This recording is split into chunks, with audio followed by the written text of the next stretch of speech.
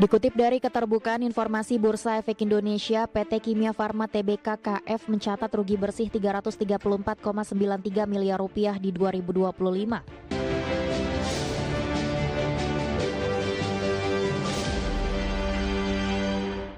Keinformasi emiten pemirsa di mana PT Kimia Farma Persero Tbk atau KAF masih membukukan kerugian di sepanjang tahun buku 2025. Meski demikian, perusahaan berhasil memangkas catatan rugi 60,23% dibandingkan tahun sebelumnya. Dikutip dari Keterbukaan Informasi Bursa Efek Indonesia, PT Kimia Farma Tbk KF mencatat rugi bersih 334,93 miliar rupiah di 2025. Posisi rugi relatif susut 60,23% dari posisi tahun sebelumnya yang mencatatkan rugi di 842,27 miliar rupiah.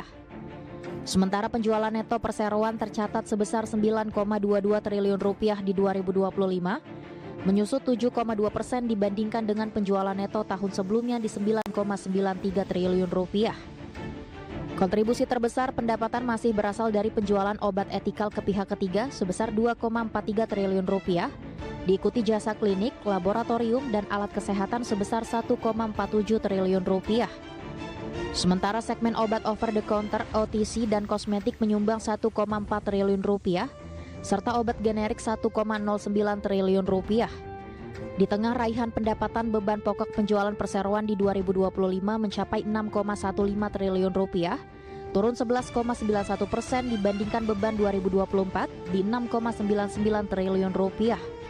Sehingga laba kotor meningkat menjadi 3,06 triliun rupiah di 2025 dari sebelumnya di 2,94 triliun rupiah di 2024. Pada neraca keuangan perseroan, total aset tercatat di 14,18 triliun rupiah, turun dari 14,92 triliun rupiah di 2024. Liabilitas relatif stabil di 11,44 triliun rupiah dari 11,49 triliun rupiah. Sementara ekuitas menurun menjadi 2,73 triliun rupiah dari sebelumnya di 3,42 triliun rupiah. Dari berbagai sumber untuk IDX Channel.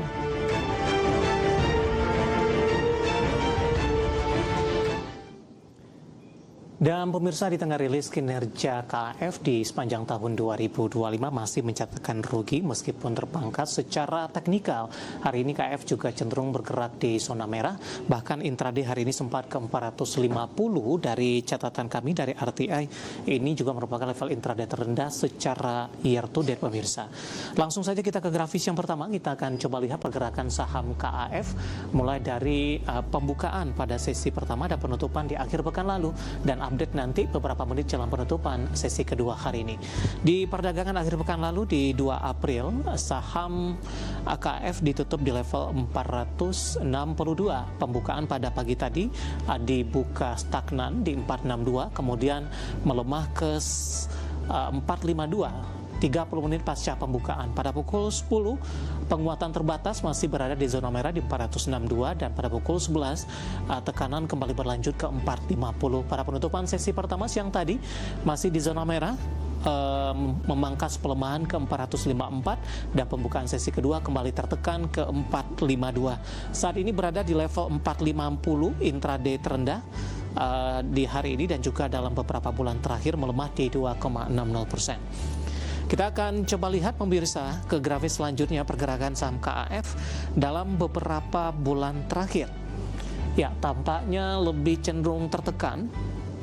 Di perdagangan awal November, saham KAF masih diperdagangkan di level 600. Desember mengalami tekanan yang cukup dalam ke 500-an.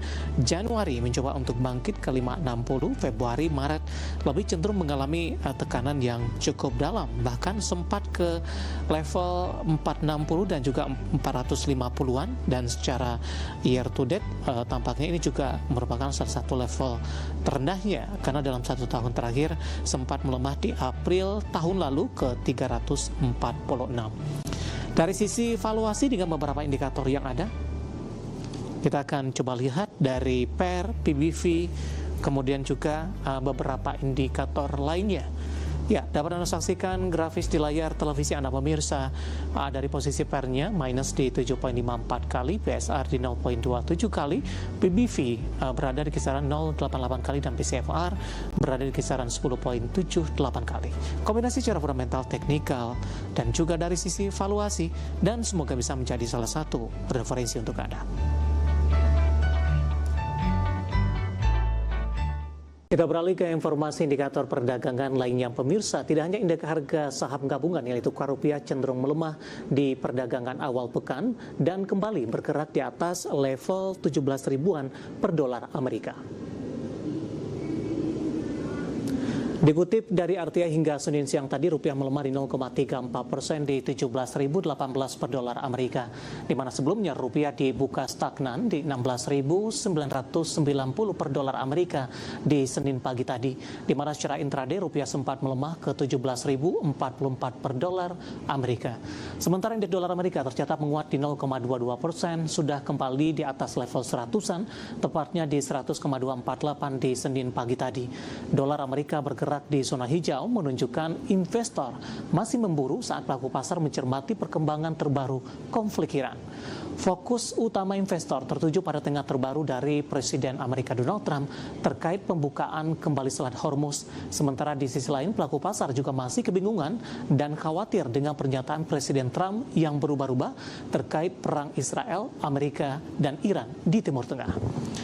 Kita akan coba update seperti apa pergerakan nilai tukar rupiah terhadap sejumlah mata uang utama berikut ini. Dapat Anda saksikan grafis di layar televisi Anda pemirsa. Pergerakan nilai tukar rupiah terhadap dolar Amerika Serikat di 17.043 rupiah. Update jelang penutupan, pasca penutupan, pelemahan terpangkas ke 0,32% ke 17.014 rupiah per dolar Amerika. Kemudian terhadap euro di 19.622 rupiah, pound sterling di 22.523 rupiah dan yen Jepang di 106,76 rupiah.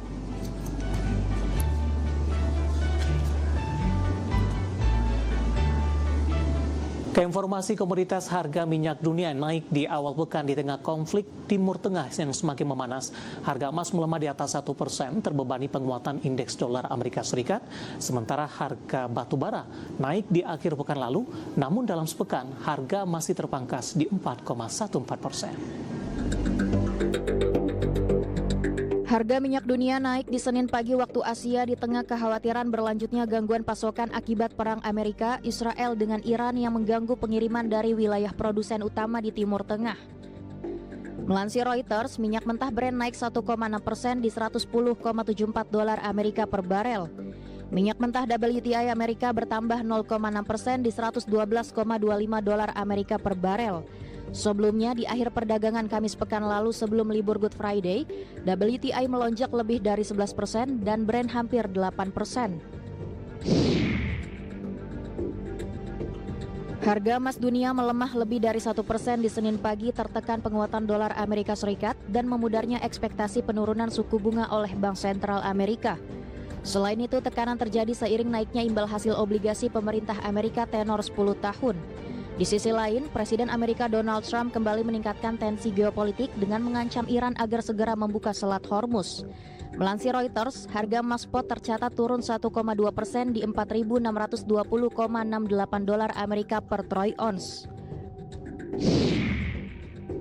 Dikutip dari Bloomberg, harga batu bara di penutupan Kamis jelang libur panjang pekan lalu di pasar IC Newcastle untuk kontrak pengiriman Mei ditutup di 37,9 dolar Amerika per ton, naik 0,51%. Kenaikan ini datang usai harga batu bara turun 2 hari beruntun hampir 5%.